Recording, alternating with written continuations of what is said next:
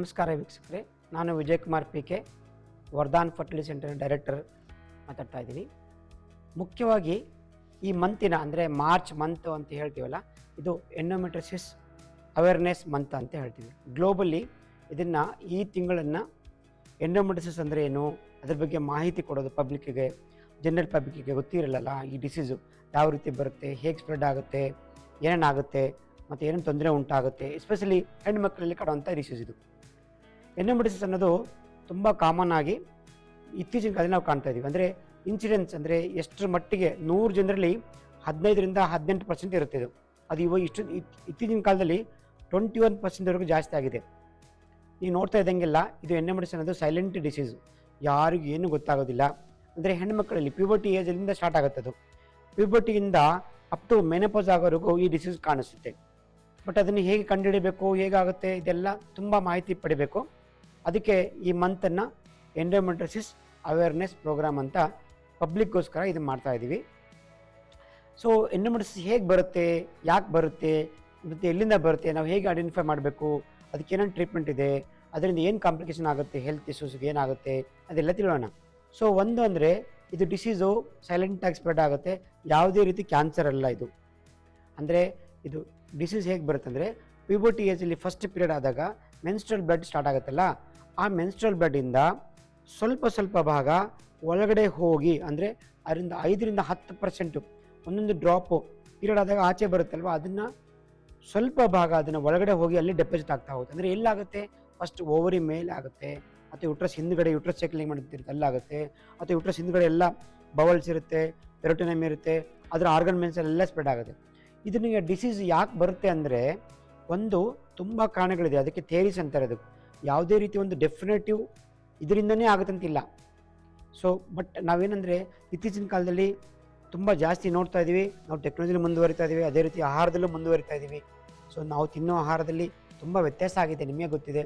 ಎಷ್ಟೊಂದು ಸಲ packet foods ಬರ್ತಾ ಇದೆ, ಎಲ್ಲನೂ ಮಕ್ಕಳಿಗೂ ಬೆಳಗ್ಗೆ ಎದ್ದು ಹೋಗೋಕ್ಕಿಂತ ಮುಂಚೆನೇ ಎಲ್ಲ ರೆಡಿ ಮಾಡಿರೋದು ಸಿಗದಿದ್ದಾಗ ಯಾವುದೊಂದು ಫ್ರಿಜ್ಜಲ್ಲಿ ತಂದು ಕೊಡ್ತಾ ಹೋಗ್ತೇವೆ. ಇದರಿಂದ ನಮ್ಮ ಪೆಲ್ವಿಕ್ ಇಮ್ಯುನಿಟಿ, ಅಂದರೆ ಹೆಣ್ಮಕ್ಕಳಲ್ಲಿ ಆ ಪೆಲ್ವಿಸ್ ಅಂತ ಇರ್ತಾರೆ, ಅದರಲ್ಲಿ ಇಮ್ಯುನಿಟಿ ಕಡಿಮೆ ಆಗುತ್ತೆ. ಆ ಬ್ಲಡ್ಡು ಎಲ್ಲರಿಗೂ ಹೋಗುತ್ತೆ ಒಳಗಡೆ, ಬಟ್ ಅದರಲ್ಲಿ ಎಲ್ಲ ಕ್ಲಿಯರ್ ಆಗುತ್ತೆ, ಬಾಡಿಯಲ್ಲಿ ಡಿಫೆನ್ಸ್ ಮೆಕ್ಯಾನಿಸಮ್ ಇರುತ್ತೆ. ಯಾರಿಗೆ ಕ್ಲಿಯರ್ ಆಗದೇ ಇದ್ದಾಗ ಆ ಎಂಡೋಮೆಟ್ರಿಯಲ್ ಸೆಲ್ಸನ್ನು ಅಲ್ಲಿ ಡೆಪಾಸಿಟ್ ಆಗಿಬಿಟ್ಟು ಅದು ಬೆಳೀತಾ ಹೋಗುತ್ತೆ, ಹಾರ್ಮೋನ್ಸಿಂದ ಬೆಳೀತಾ ಹೋಗುತ್ತದೆ.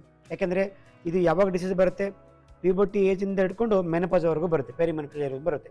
ಸೊ ಸಪೋಸ್ ಆಮೇಲೆ ಒಂದು ಲೇಟ್ ಮ್ಯಾರೇಜಿಂದ, ಯಾಕೆಂದರೆ ನಮ್ಮ ಮದುವೆ ಆಗೋದು ತುಂಬ ಕಡಿಮೆ, ಅಂದರೆ ಇವಾಗೆಲ್ಲ 30-35 ವರ್ಷ 37 ವರ್ಷಕ್ಕೆ ಮದುವೆ ಆಗ್ತಾರೆ. ಫಸ್ಟು ಎಜುಕೇಷನು, ಆಮೇಲೆ ಕ್ಯಾರಿಯರು, ಆಮೇಲೆ ಜಾಬ್ಸು, ಆಮೇಲೆ ಜಾಬಲ್ಲಿ ಪೈಪೋಟಿ, ಆಮೇಲೆ ಅದರಲ್ಲೆಲ್ಲ ಫಸ್ಟ್ ಪೊಸಿಷನ್ ಬೇಕು ಅಂತ. ಇದರಿಂದ ನಮ್ಮ ಏನು ನಾವು ಮದುವೆ ಆಗೋಂಥದ್ದು ಪೋಸ್ಟ್ಪೋನ್ ಮಾಡ್ತಾ ಹೋಗ್ತಿದ್ದಂಗೆಲ್ಲ ನಮ್ಮ ಡಿಸೀಸಲ್ಲಿ ಒಳಗಡೆ ಬೆಳೀತಾ ಹೋಗ್ತದೆ, ಗೊತ್ತೇ ಆಗಲ್ಲ. ಅದು ಸೈಲೆಂಟ್ ಡಿಸೀಸ್ ಅಂತಾರೆ. ಅದಕ್ಕೆ ಎಂಡೋಮೆಟ್ರಿಯೋಸಿಸ್ ಅನ್ನೋದು ಯಾವುದೇ ರೀತಿಯಿಂದ ನಿಮಗೆ ಬಂದು ಪೋಕ್ ಮಾಡೋದಿಲ್ಲ, ಅಂಟಿಲ್ ಅದರ್ವೈಸ್ ನಿಮಗೆ ಕೆಲವರಿಗೆ ಪೇಯ್ನ್ ಆಗುತ್ತೆ, ಅದರಿಂದ ಗೊತ್ತಾಗುತ್ತೆ. ಬಟ್ ಅದು ಸ್ಕ್ಯಾನಿಂಗ್ ಅಂತ ಮಾಡಬೇಕು, ಮಾಡದೇ ಇರೋದಿಲ್ಲ, ಒಂದು ಪೇಯ್ನ್ ಕೇರ್ ತೊಗೊಳ್ತಾರೆ, ಹಾಗೆ ಪೋಸ್ಟ್ಪೋನ್ ಮಾಡ್ತಾ ಹೋಗ್ತಾರೆ.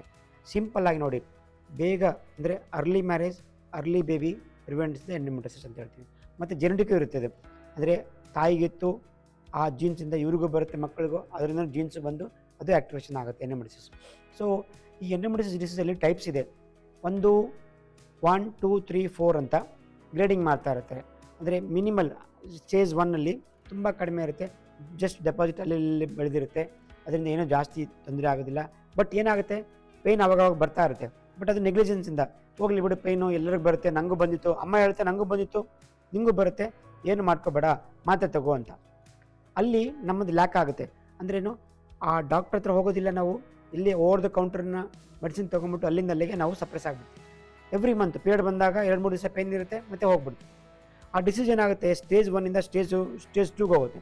ಸ್ಟೇಜ್ 2 ಅಂದ್ರೇನು, ಎರಡು ಕಡೆ ಓವರಿ ಇರುತ್ತಲ್ಲ, ಆ ಓವರಿಯಲ್ಲಿ ಎಂಡೋಮೆಟ್ರಿಯೋಸಿಸ್ ಕಲೆಕ್ಷನ್ ಆಗೋದು, ಕಲೆಕ್ಷನ್ ಆಗಿಬಿಟ್ಟು ಅದು ನೀರು ಬೆಳೀತಾ ಹೋಗುತ್ತೆ ಒಳಗಡೆ. ಚಾಕ್ಲೇಟ್ ಕಲರ್ ಫ್ರೂಟ್ ಅಂತಾರೆ, ಇದಕ್ಕೆ ಚಾಕ್ಲೇಟ್ ಸಿಸ್ಟ್ ಅಂತಾರೆ. ಆ ಚಿಕ್ಕದಿರೋದು ಇವತ್ತು 1 ಸೆಂಟಿಮೀಟರ್ ಇದೆ, ಬರ್ತಾ 3, 4, 5, 8 ಆಗುತ್ತೆ. ಅದು ಸೈಲೆಂಟಾಗಿ ಆಗ್ತಾ ಇರುತ್ತೆ, ಅದು ಗೊತ್ತೇ ಆಗಲ್ಲ. ಪೇಯ್ನ್ ಬರುತ್ತೆ, ಹೋಗುತ್ತೆ, ಹೋಗ್ಲಿ ಬಿಡು, ಬರುತ್ತೆ, ಎಲ್ಲರೂ ಕಾಮನ್ ಅಂತ ಬಿಡ್ತಾ ಹೋಗ್ತೀವಿ.